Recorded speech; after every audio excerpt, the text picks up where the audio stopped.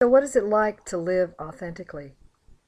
Well, it's like joy, it's like peace. And you might say, why should we be asking for joy and peace when there's so much suffering in the world? Well, suffering ends when joy and peace overcomes the world. And how does each person begin to really access joy and peace? Well, first we have to come to believe that there's a part of us that always lives in peace. One way to think about that is to think about ourselves as going on a vacation somewhere that we love. For me, that's the beach. I love to go to the beach.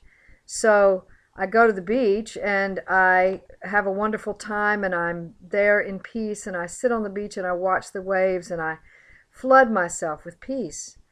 And then I come home and I say, well, now it's time to go back to real life. Well, what's really happened there is that I have allowed myself to feel the peace that's always been in there. I've sort of let it out of the cage, so to speak. And in that process, what I've done is accomplish that which I can do every single day if I allow myself to believe that that peace is within me. You see, the authentic self is our peace. It is the very essence of who we are, and at our baseline essence, we are peace. We are joy. Some would even say that we are divine self. The Bhagavad Gita says that, and several other of the sacred texts say that, if we look at them for what they're actually saying, and we look at the metaphors of the literal translations, we can find that, in fact, we are constituent parts of the divine. If that's really so, then at our essence, we are peace, joy, and love.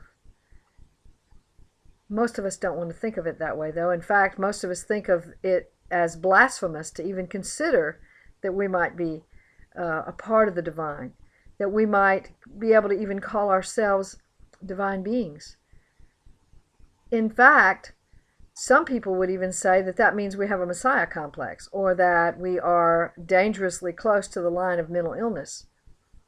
But really, if all of us are divine beings, if all of us are at our deepest essence peace, joy, and love, but we just don't know it, then the problem isn't whether or not we are. The problem is whether or not we know it. And that is what finding and living the authentic self is all about. That is, in fact, what being here on planet Earth is all about. Uniting conscious experience with who we are at our deepest essence. You see, I think of the authentic self as a little bit like the roots of a tree. Not exactly like, any metaphor falls away at the end, but a little bit like the roots of a tree. So that the wind might be blowing above the branches of the tree above ground. The leaves might be falling, winter, spring, summer, and fall come and go. People might carve their initials in the tree. People might build birdhouses and tree houses in the tree. But in the roots, everything is just fine, thank you very much. The roots are actually the essence of that tree's life energy. That tree is not alive without the roots. And in fact, it's very hard to kill a tree. You have to cut all around the roots of the tree and make sure you get that taproot. And even then, there might be a little bit of that tree left. So that's comparable to the authentic self. At our roots, at the place where we exist in our truest essence, where the true source of our energy comes from, we are peace. We are everything we need. Everything we need and want has already been supplied there. That's a pretty profound, amazing thing to think about, isn't it? But if it's who we really are, then all this striving we're doing to survive isn't really necessary. All of the poverty that we have in the world isn't really necessary if each one of us recognizes that at our essence we are the same. We are sourced in divine energy. And if that's true, if that's really true, then we are each other's supply. Now, in our conscious awareness, we're not thinking in those terms. We're not thinking in terms of how we are each other's supply or how we are our own supply. We're thinking in terms of competition, how to make sure we got ours and make sure nobody else gets it. We're thinking in terms of survival because we believe that we are separate from the divine, that we are in fact separate from our own supply, that we are separate from who we actually are at our deepest essence. Because we have a mythology that says that we can't know who we are. We might be able to know somebody else, but we can't really know ourselves. That's an arcane mystery. Who can do that except the gurus and the people that are ascetic living in some cave somewhere contemplating their navel? But actually, we can all do it. We just haven't been taught that we can. In fact, from the very earliest of our ages, we have been taught to look to other people to tell us who we are. We have been taught to look at the faces and the body language and the nuances and the covert and overt messages in our worlds to tell us who we are. But are we really that? Or is that just how we've connected to each other so that we can perpetuate the illusion that our survival is dependent on that mirrored image? So rethinking who we are is huge. It is essential to our peace and our joy. So if we really know ourselves as that rooted source of energy, then we're not afraid anymore. And we have messages coming to us constantly about what's the next direction. Have you ever seen what I call a bench tree? They're trees that grow up in the forest, and they grow straight up for a little while, and then they kind of curve over.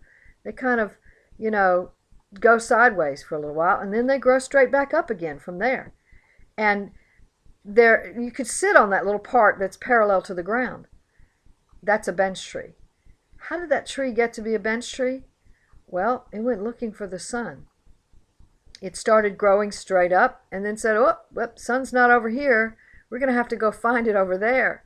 So it went looking over there and found it over there, and once it found it, it grew straight up again.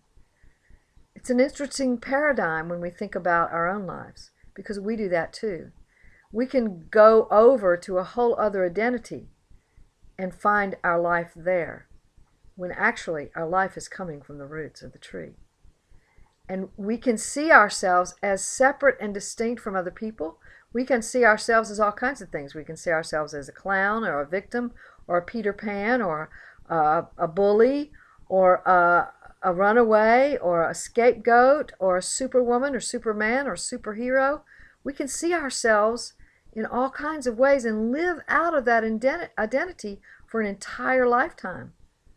But is it who we really are? Or are we really the roots of that tree? That's the question. And the answer is within us. So I encourage us to look within for those answers. And there's a whole journey there, a whole wonderful journey in looking inside of ourselves where we see all kinds of things and can receive all kinds of messages. We have to know how to look inside. And looking inside means not judging. It means sitting with what we find in there without judging it, without saying to that thing we found that it's bad, that it's wrong, that it should go away, or that we should repress it.